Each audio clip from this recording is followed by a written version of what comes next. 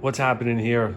Big Uncle Shredneck going to go into today, very briefly and quickly, how to know if your bike fit is pretty much dialed in.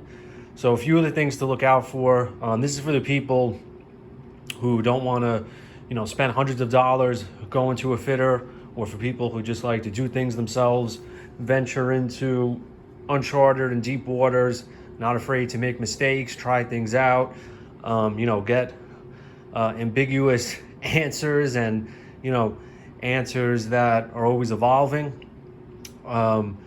So if you're one of those people, this is going to be what you want to look out for. So first thing we want to look out for, understanding the biomechanics of the pedal stroke. What do I mean by that? What I mean by that is, how is the body supposed to be set up for an optimum and an efficient pedal stroke? All right, what should the muscles be doing, what should the joints be doing, all stuff like that. All right, so you can find pretty detailed and pretty basic articles. I'm not going to really give you specifics. I mean, there's a lot of information out there. All right, see what a general and pretty basic article will say on biomechanics of a pedal stroke. So if you understand that, and you also understand the physiological side of what muscles should be used, how the body should feel, etc., you'll get a good understanding of applying that to your bike fit. Secondly, we want to have an understanding of bike sizes and geometry. How do geometries differ from a aero race type bike to a more endurance to a commuter style, all that kind of stuff, right? We want to see the sizing charts before you buy the bike. You can pretty much find sizing charts on any single bike.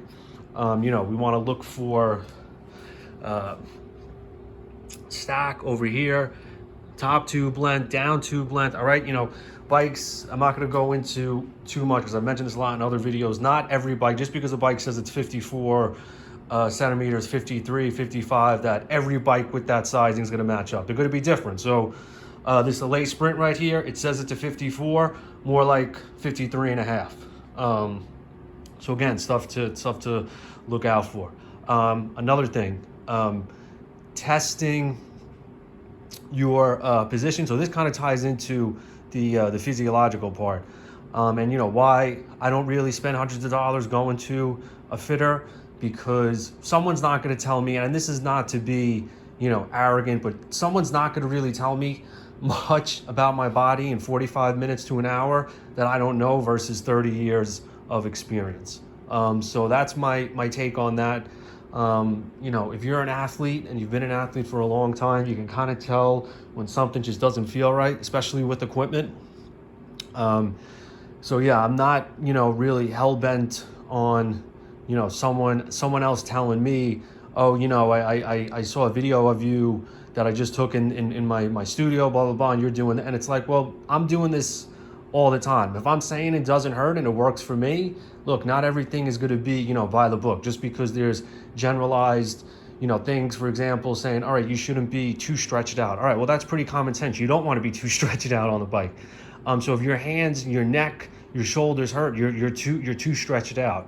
If you're able to go hard and fast for the mileage you want to do and you don't feel pain, you don't have to change anything.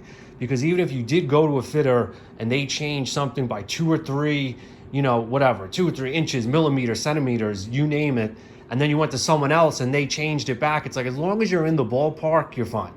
All right, I don't care what anyone says, unless you're going for Tour de France overall victory. I wouldn't worry too much if your seat is not exactly how some guy who charged you $700 says it should be. That's my opinion. So again, have an understanding of your body. If something hurts, something needs to be fixed. Very simple. Or you have a physiological, structural weakness in that part of your body. So I would look at it from that angle too. But first and foremost, I would look to change something with the bike fit, or maybe position of your cleats. Something like that. A lot of stuff to look into. Again, you're not going to get this on the first try. This is years of experimentations. I've been on the roads almost every day for the past 7 years. Not saying that as a flex, saying that as of, objective statement. I've been on the roads a lot, been in a lot of different conditions, terrains. I've had hundreds of different positions, still changing my position, still probably will tweak it every year based off of how I feel, et cetera, equipment changes, stuff like that. So almost at the 6 minute mark. No, 5:30. All right. Yeah, I don't want to make this more than 6 minutes. All right. So again, how to know if it's pretty much, your bike fit is pretty much dialed in. Quick 3-point summary. Look into biomechanics of the pedal stroke. Look into the physiological side of it, what muscles should be used. Secondly, make sure whenever you do set up your position, nothing hurts.